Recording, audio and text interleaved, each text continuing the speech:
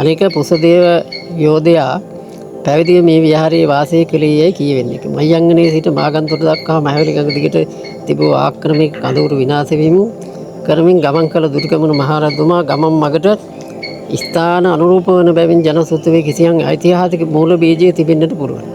දැනට මේ ස්ථානයේ ආවාස තනාගෙන ගරු කේ චන්දරත්න හිමි භික්ෂු නමක් මෙහි වැඩ වසති. උන්වහන්සේ ඉතාමත් අමාරුවෙන් ජන ආවාසවල සිටින සදහැවතියන්ගේ සමග ස්ථානයේ දියුණු කිරීමට මහත් උත්සාහයක් ගනිති.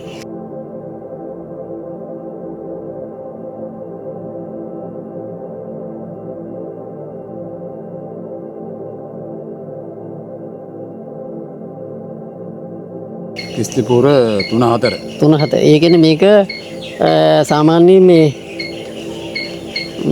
අනිත් පළාත්වල දිහා බලනකොට නටමුන් දිහා බලනකොට ක්‍රිස්තිපූර්ව 3-4 වගේ තමයි මේ පැත්තට අහුවෙන්නේ. එතකොට මේ කාලේ මේ සාසනික වශයෙන් බැලුවොත් දැන් ඔබ වහන්සේ අපි දැක්කා සිරිපතුල් වගේ දේවල් ගලෙන් නෙලලා තියෙනවා. ඒ යුගයේ සිරිපතුල් යුගයේ ඒ යුගයේ 3-4 යුගයේදී ලංකාවේ සිරිපතුල් තමයි වන්දනා කළේ. මේ ඊට පස්සේ තමයි හතරවෙනි අගභාගයේ තමයි ඔය පිළිම ගෙනාවේ. ඒකත් මාතුරහා ගාන්ධාර ප්‍රදේශයෙන් ආපු බුදුරජාණන් වහන්සේගේ නියම උස කියන හැඟීම තමයි තියෙන්නේ.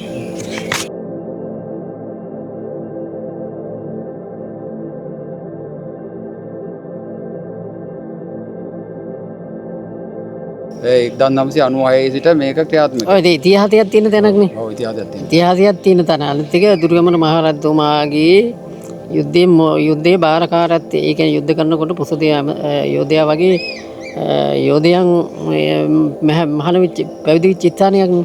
ඒතර භික්ෂුව හැටියට මේ පෞරාණික දේ ආරස්සා අපි ඉතිහාසය අපි රැකේ නැත්තම් අනාගතයේ ඉන්න මිනිසුන්ගේ ඉතිහාසයක් නැහැ. දැනටමත් වෙලා තියෙන එකනේ.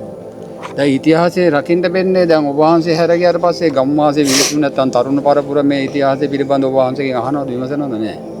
මේ ඊයට දැනීමක් නැහැනේ. ඒ අයට මේක මම වරින් වර කිව්වත් ඒගොල්ලන්ට එච්චර දැනීමක් නැහැ. මේ රුවන්වැලි මහසය පිළිමයකට තියෙන ඒ පිළිමයට මේක සම කරන්න පුළුවන් කියලා කිව්වා.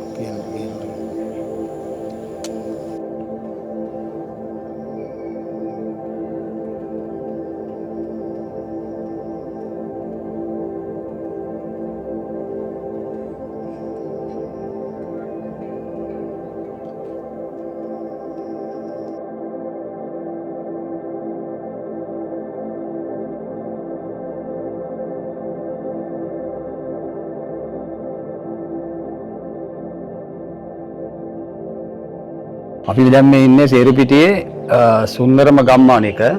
මේ සුන්දර ගම්මානේ වට කරලා තියෙන බස්ගමු ජාතික වන උද්‍යානයත් මහවැලි ගම් කොමලියත් නැගෙනහිර පළාතට යාබදව ඇති මේ නැගෙනහිර පළාතට නෑකම් කියන නැගෙනහිර ඉතිහාසයේ පුරාවත පිළිබඳව ගවේෂණාත්මක පැත්තක් තමයි මේ දිගාමඩුල්ලේ රාජධානියේ.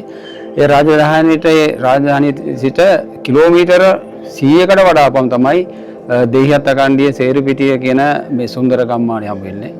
එයින් සුන්දර පරිසරයක් ඇති වෙනවා. වනසතුන්ගෙන්ද විශාල විදියට ගොවි මහත්තු විශාල පිරිසක් මේ ප්‍රදේශයේ ගොවි තැනින් පෝෂණය වෙන ප්‍රදේශයක්. හරිම ලස්සනයි, හරිම සංස්කෘතික වටිනාකමක් තියෙන මේ පුදබිම ඉතිහාසයේ දැන කිව්වහම ඉතිහාසගත වෙන ඉතිහාසයේ ලියවුණු රන් අකුරෙන් ලියවුණු පුරාවතක් පිළිබඳව තමයි අපි මේ අධීක්ෂණය කරන්නේ.